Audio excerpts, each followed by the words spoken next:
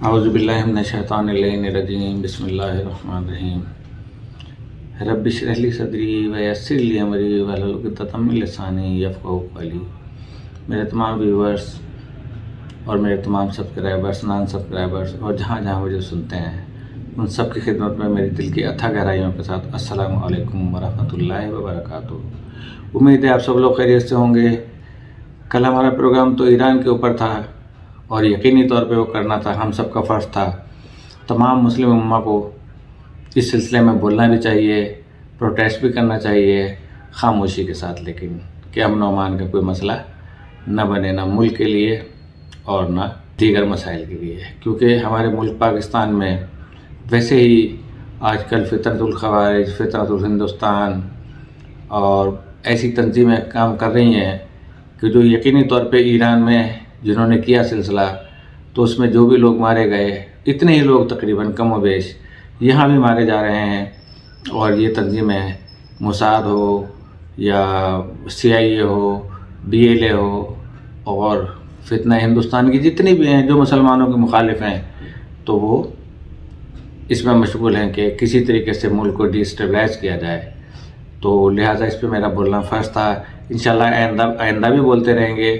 اور دیکھ لیں آپ کہ کیا خاموشی تھی ایران کی طرف سے، اور اس خاموشی کی کتنی طاقت ہوتی ہے اور کتنی بڑی زبان ہوتی ہے، اور جو چیختے ہیں تو ان کی چیخ وہ سدا بہ صحرا ثابت ہوتی ہے۔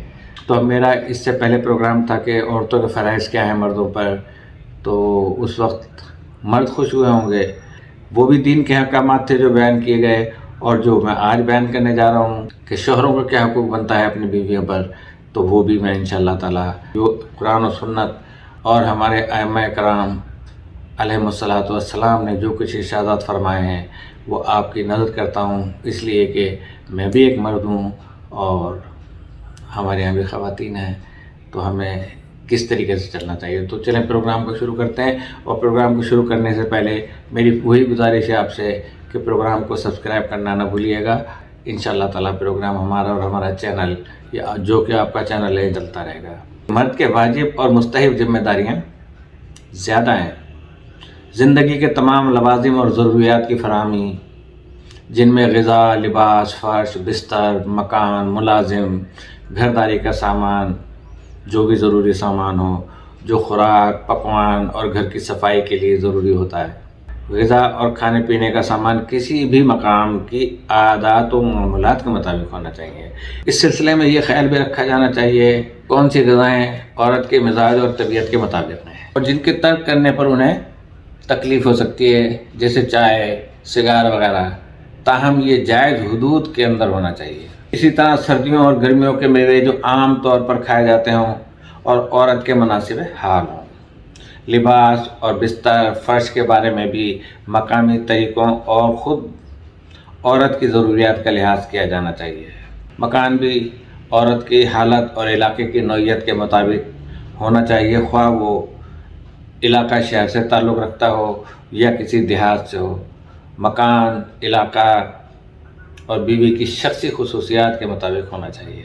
خادم ہے، اگر عورت کے لیے ملازم کا رکھنا ضروری ہو تو اس کے حال کے مطابق ملازم فراہم کیا جانا چاہیے۔ البتہ اگر شوہر آمادہ اور عورت کے لیے کوئی حرج نہ ہو تو مرد خود گھر کے کام کاج اپنے ذمہ لے سکتا ہے۔ زندگی کے تمام لوازمات اور خانہ داری کا سامان بھی ضروری مقدار میں اور بیوی کی ضروریات کے مطابق ہونا چاہیے۔ جیسے کہ بتایا گیا کہ خرچ کا واجب ہونا اس آیات قرآنی کی روح سے ہے کہ جس میں فرمایا گیا کہ اپنی بیویوں کے ساتھ اچھے اور بھلے طریقے کے مطابق زندگی بسر کرو، اور یہ تمام اخراجات اچھے اور بھلے طریقے کے ضمن میں ہی آتے ہیں۔ پیغمبر اکرم صلی اللہ علیہ وآلہ وسلم فرماتے ہیں کہ عورت کی خوراک اور لباس معروف طریقے سے تم پر واجب ہے۔ میرے بھائیوں، مرد حضرات، سن لیں، جو شوہر ہیں اور جو ابھی شوہر نہیں ہونے والے ہیں تو انہیں آئندہ کے لیے تیار ہونا چاہیے، اور جو ایویں ہی ہیں تو بس ان کے لیے کوئی آزاد ہیں تو آزاد ہیں۔ امام زین العابدین علیہ السلام نے فرمایا کہ اہل و عیال کی خواہش پوری کرنے کے لیے بازار جانا اور ان کے لیے گوشت خرید کر لانا مجھے ایک غلام کو آزاد کرنے سے زیادہ محبوب ہے۔ اندازہ لگائیں کہ کیا اہمیت امام نے بتائی ہے۔ اسحاق بن عمار نے حضرت امام جعفر صادق علیہ السلام سے روایت فرمایا کہ شوہر پر عورت کا کون سا حق ہے کہ جسے وہ ادا کرے تو نیکوکار قرار پاتا ہے؟ آپ نے ارشاد فرمایا اسے پیٹ بھر کھانا کھلائے اور تن بھر کپڑا پہنائے، اور اگر اس سے کوئی بھول چوک ہو جائے تو اسے معاف کر دے۔ امام جعفر صادق علیہ السلام نے اس آیت کی تفسیر کرتے ہوئے فرمایا جس کسی شخص پر روزی کا دائرہ تنگ ہو گیا ہے، جتنا کچھ بھی اسے اللہ نے دیا ہے اسے اپنی بیوی پر صرف کرے۔ شوہر بھائیو، اگر اب تک نہیں کیا ہے ایسا ہے تو اب آئندہ کر لو اور پچھلے کی معافی مانگ لو۔ اپنی بیوی کو اس قدر کپڑا اور خوراک فراہم کرو کہ وہ اپنی جان کی حفاظت کر سکے۔ ایک دوسری روایت میں آپ نے فرمایا کہ بیوی بچوں کی سرپرستی اور ان کی ضروریات کا پورا کرنا مرد کی سعادت ہے، اللہ کے ہاں قبول ہونے والی ہے۔ پیغمبر اکرم صلی اللہ علیہ وسلم نے خولہ سے فرمایا کہ عورت کا حق شوہر پر یہ ہے کہ اسے پیٹ بھر کھانا کھلائے، اس کے لیے لباس فراہم کرے، اسے نماز، روزہ، زکوٰۃ کی ادائیگی، اگر اس کے پاس مال ہے تو اسے سکھائے، اور عورت ان چیزوں کے خلاف کرنے کا حق نہیں رکھتی۔ حضرت رسول خدا صلی اللہ علیہ وسلم نے ارشاد فرمایا کہ مرد خاندان کا سربراہ ہے اور ہر سربراہ اپنے زیر دستوں کا ذمہ دار ہے، عورت شوہر کے مال کی سرپرست اور ذمہ دار ہے۔ ہم خوابی اس موضوع سے متعلق اسلامی رسائل علمیہ میں لکھے گئے ہیں۔ یہاں پر چند میں روایتوں کا آپ سے ذکر کر رہا ہوں کہ حضرت امام رضا علیہ السلام سے لوگوں نے پوچھا کہ ایک شخص کی جوان بیوی ہے، کسی مصیبت کے پڑنے کی وجہ سے چند ماہ بلکہ 1 سال سے اس نے بیوی کا قرب حاصل نہیں کیا، لیکن اس نے ایسا بیوی کو اذیت دینے کے لیے نہیں کیا، اس کا سبب صرف اسے درپیش مصیبتوں کی وجہ سے کہ جو کہ اسے رہی ہیں اس 1 سال کے دوران، آیا وہ یہ رویہ اختیار کر کے گناہ کا مرتکب ہوا ہے؟ آپ نے فرمایا ہاں، اگر اس نے 4 ماہ بیوی کے بغیر گزار دیے تو وہ گناہ گار ہوگا۔ حضرت علی علیہ السلام نے ارشاد فرمایا کہ عثمان بن مظعون پیغمبر اکرم صلی اللہ علیہ وسلم کی خدمت میں حاضر ہوئے اور عرض کی یا رسول اللہ صلی اللہ علیہ وسلم، میرے دل میں ایک خیال آیا ہے، لیکن میں نے اس پر عمل کرنے کو اس وقت تک موقوف کر دیا کہ میں جب تک آپ سے مشورہ نہ لوں۔ آپ نے دریافت فرمایا کہ تمہارے دل میں کیا خیال آیا؟ انہوں نے جواب دیا کہ میرے دل میں یہ خیال آیا کہ جنگلوں میں نکل جاؤں اور رہبانیت اختیار کر لوں، یعنی پہاڑوں پہ چلا جاؤں اور وہ جس طرح عیسائی رہبان ہوتا ہے اس طرح جو ہے نا رہبانیت کی طرف چلا جائے۔ آپ نے فرمایا اس خیال کو دل سے نکال دو، کیونکہ میری امت کے لیے رہبانیت مسجد ہے، مسجد کے علاوہ کوئی جگہ نہیں ہے۔ پھر میں نے سوچا کہ کم از کم گوشت کو اپنے اوپر حرام کر لوں۔ آپ نے فرمایا اس خیال کو بھی چھوڑ دو، میں گوشت پسند کرتا ہوں اور کھاتا ہوں۔ انہوں نے کہا کہ میں نے یہ بھی سوچا کہ خود کو خصی یعنی خواجگی کر لوں یا بنا لوں، جو آج کل ہمارے یہاں شی میل اور ہی میل جو ہے وہ گھوم رہے ہیں، اس طرح اس نے کہا کہ میں اپنے آپ کو خواجگی کر لیتا ہوں۔ آپ نے فرمایا کہ عثمان، جو شخص خود کو یا دوسرے کو ایسا بنائے وہ ہم میں سے نہیں ہے۔ میری امت کے لیے خواجگی روزہ ہے۔ جب انسان کا روزہ ہوتا ہے تو اس وقت وہ بالکل اپنے آپ کو جو ہے نا وہ خواجگی بنا لے، بالکل ہی میل یا شی میل بن جائے کہ جس میں کوئی ایسا خیال نہ آئے کہ روزے پر اس کا اثر پڑے۔ انہوں نے کہا میرا دوسرا خیال یہ ہے کہ اپنی بیوی خولہ کو خود پر حرام کر لوں۔ آپ نے فرمایا ایسا بھی نہ کرنا۔ حضرت ابو ذر غفاری نے پیغمبر اکرم صلی اللہ علیہ وسلم سے دریافت کیا کہ کیا مرد کا عورت سے ملنا جبکہ اس کی خوشی کا باعث اور لطف حاصل کرنا ہو تو کیا اس پر بھی ثواب ہے؟ آپ نے فرمایا بے شک اگر نامشروع طریقے سے بھی اپنی بیوی سے اپنی غرض پوری کر لو تو حرام نہیں ہے۔ اتنی اسلام نے اور شریعت محمدی صلی اللہ علیہ وسلم نے اجازت دی ہے۔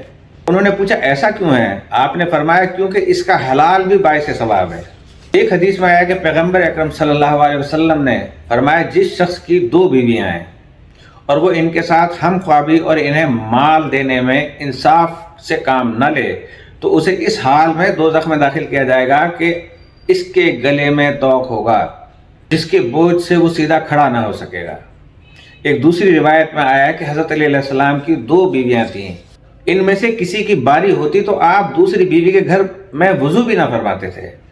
خوراک، لباس اور دوسرے لوازمات، پیغمبر اکرم صلی اللہ علیہ وسلم نے فرمایا اگر کوئی بازار جائے اور اپنے اہل و عیال کے لیے تحفہ خریدے تو وہ اس شخص کی مانند ہے کہ جو صدقہ ضرورت مندوں کے گھر پہنچائے، اسے چاہیے پہلے لڑکیوں کو دے، کیونکہ جو شخص بھی اپنی لڑکی کو خوش کرے گا وہ اس شخص کی طرح ہوگا کہ جس نے نسل اسماعیل کے کسی غلام کو آزاد کیا ہے۔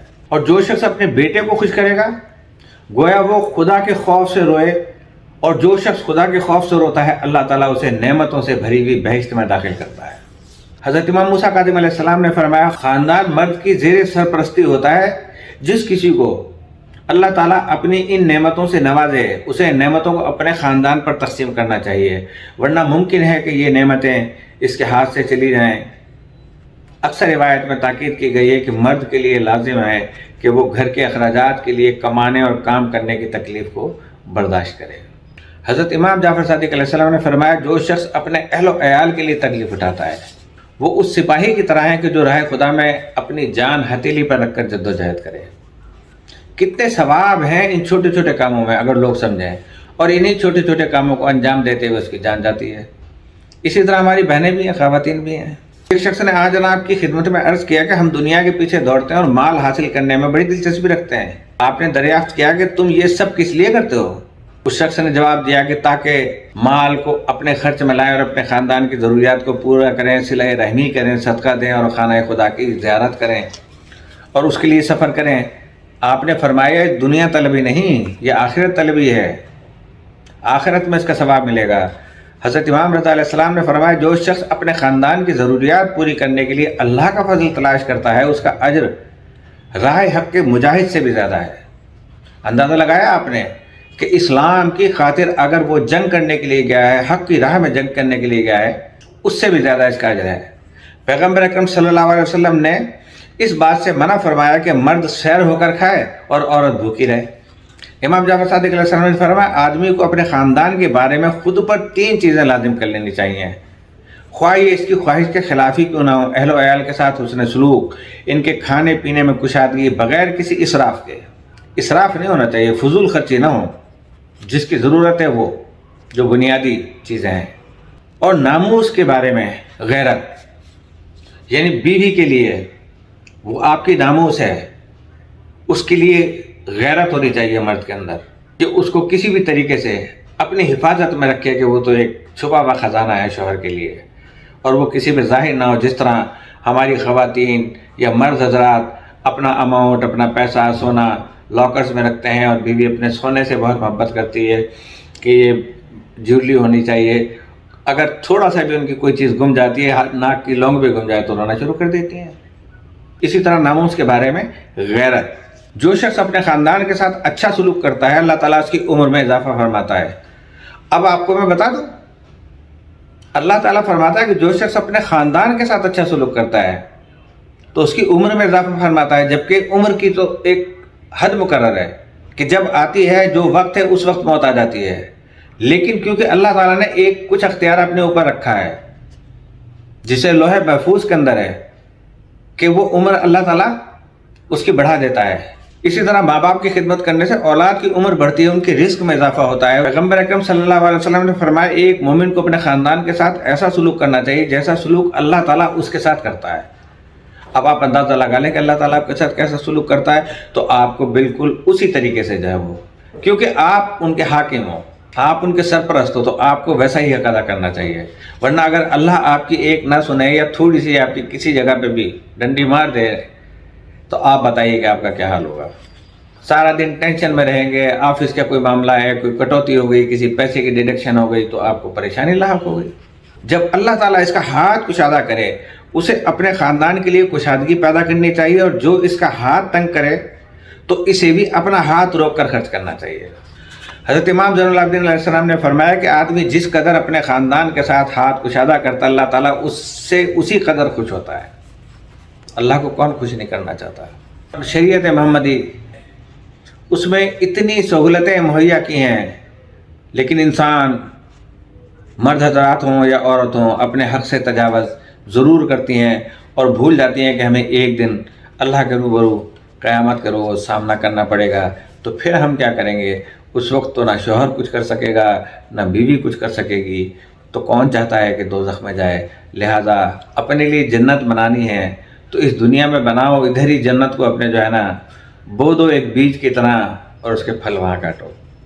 پیغمبر اکرم صلی اللہ علیہ وسلم نے فرمایا جو مسلمان خدا کی خاطر اپنے خاندان کے لیے کچھ خریدتا ہے اسے صدقے کا ثواب ملتا ہے بغیر صدقہ دیے۔ اور کیا چاہیے آپ کو؟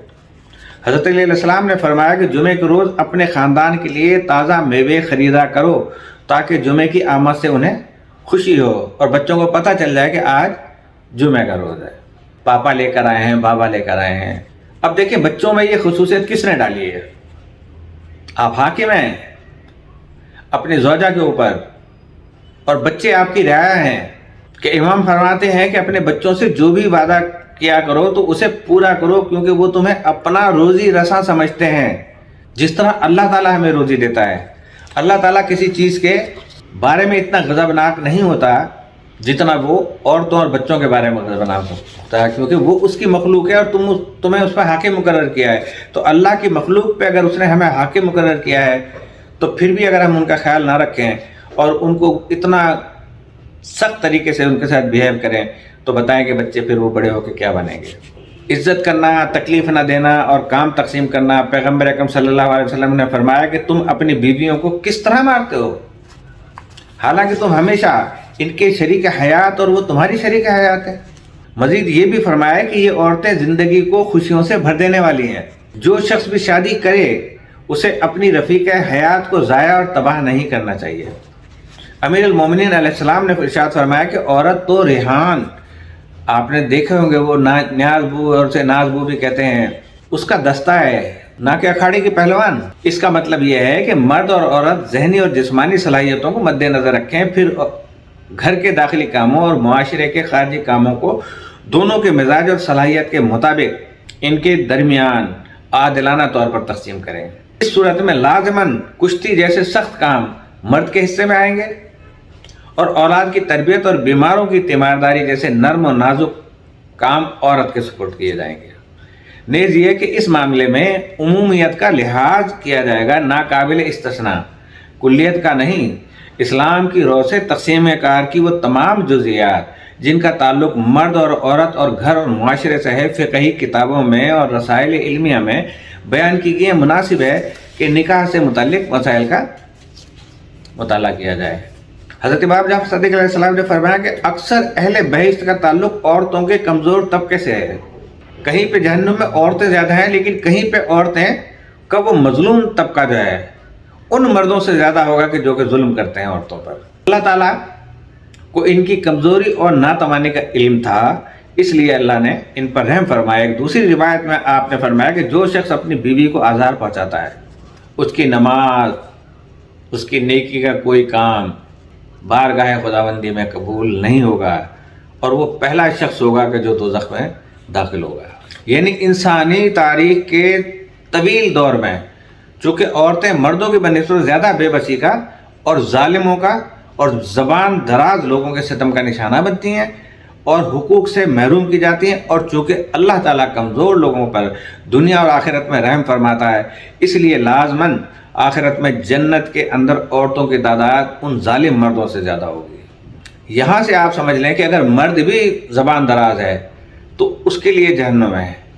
تو ہماری بہنوں کو بھی چاہیے کہ وہ زبان درازی سے ذرا اپنے آپ کو محفوظ رکھیں۔ چھوٹی سی زبان ہے لیکن صرف وہ کہتے ہیں نا میرے ہاتھ بڑے لمبے ہیں، بہت اونچے ہاتھ ہیں، بہت دور تک دیکھتا ہوں میں، لوگ سب کہتے ہیں بھائی اس بندے کے تو ہاتھ بڑے لمبے ہیں، لیکن ہاتھ تو اس کے عام نارمل مرد کی طرح ہوتے ہیں۔ اسی طریقے سے زبان تو چھوٹی سی ہی ہوتی ہے لیکن جب بولنے پہ آتی ہے تو اتنی دراز ہو جاتی ہے کہ شیطان کو بھی پیچھے چھوڑ دیتی ہے، اس میں چاہے مرد ہو یا عورت ہو۔ عبادت کا قبول نہ ہونا اور اس کا باطل ہونا دو مختلف چیزیں ہیں۔ نماز کا باطل قرار پانا یہ ہے کہ نماز کے واجبات میں سے کوئی واجب ساقط ہو جائے، جیسے وضو، قبلہ یا رکوع اور سجود ٹھیک طرح سے ادا نہ ہوں، اس صورت میں نماز کو دہرانا ہوگا۔ لیکن نماز کا غیر مقبول ہونا یہ ہے کہ اس کی حقیقت و نورانیت میں کمی آ جائے کہ ہم نمازیں تو پڑھ رہے ہیں، روزے تو رکھ رہے ہیں، لیکن وہ نور نہیں ہے ان میں اور وہ اپنی خصوصیات اور نشانیاں کھو دے۔ ایسی نماز خدا سے قریب کرنے والی، گناہوں سے روکنے والی اور دل کو روشن کرنے والی نہیں ہوتی، لیکن ایسی نماز کی قضا بھی نہیں ہوتی۔ پیغمبر اکرم صلی اللہ علیہ وسلم نے فرمایا کہ اگر کوئی شخص شادی کرے تو اسے اپنی بیوی کا احترام بھی کرنا چاہیے۔ ہم کیا کریں کہ عورت ہی عورت کی دشمن ہے۔